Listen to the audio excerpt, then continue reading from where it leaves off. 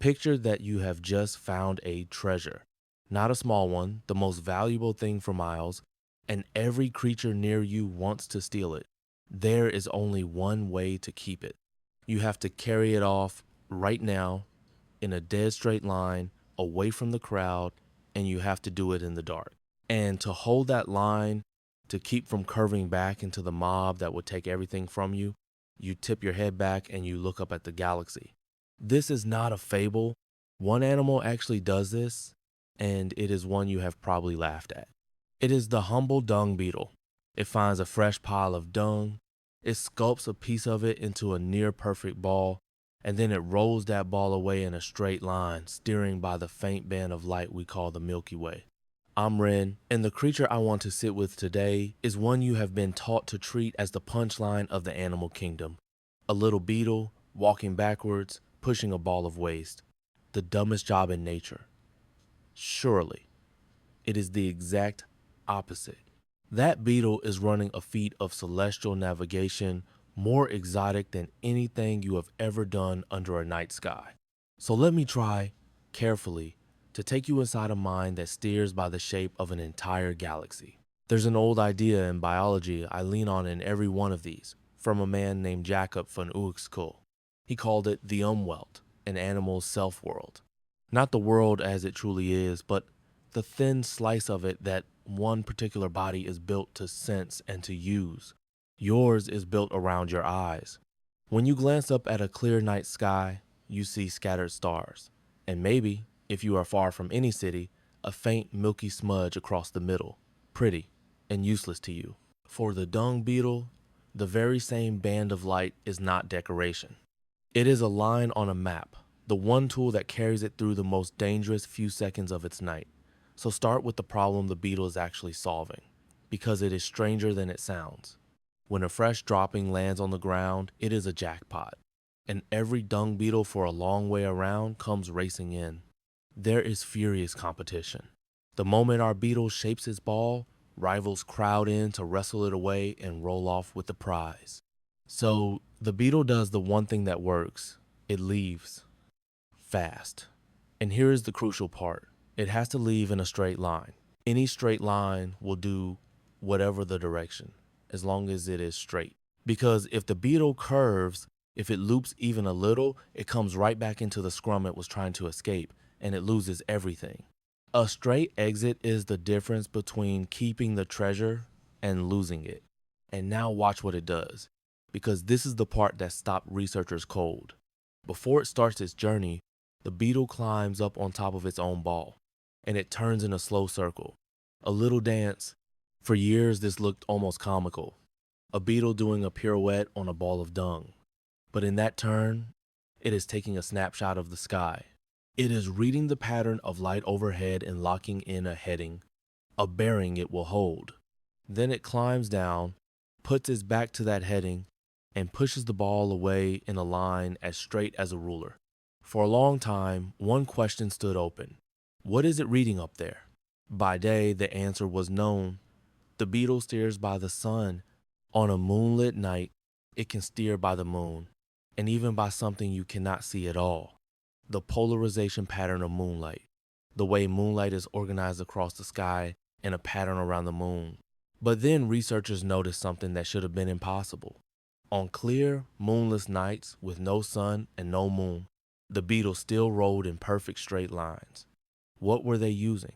So in 2013, a team of scientists, Marie Dack, Emily Baird, Marcus Byrne, Clark Schultz, and Eric Warren, ran one of my favorite experiments in all of animal behavior. They took the beetles to a planetarium, a real one, with a dome and a projector that can paint any sky you like overhead. And they watched. Under a full projected starry sky, complete with the Milky Way, the beetles rolled straight and true. Under a sky showing only the Milky Way and nothing else, they still rolled straight. But under a sky with the stars scattered and the Milky Way removed, or under a plain, blank, starless dome, the beetles were lost. They wandered and looped and circled back on themselves. Exactly the disaster a straight exit is meant to avoid. And then they did the simplest, most charming test of all. They made the Beetles tiny hats, little cardboard caps that blocked the Beetles' view of the sky entirely. With the cap on, a beetle that had rolled arrow straight moments before now meandered in aimless circles. Lift the cap, and the straight line came right back.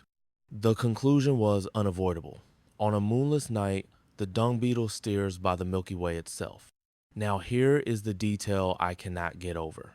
The beetle's eyes are nowhere near sharp enough to see individual stars. It cannot pick out constellations or resolve the pinpoints you can. What it can detect is the broad streak, the bright, blurry band of the galaxy stretched across the sky, brighter along its length than the dark on either side. It does not read the stars.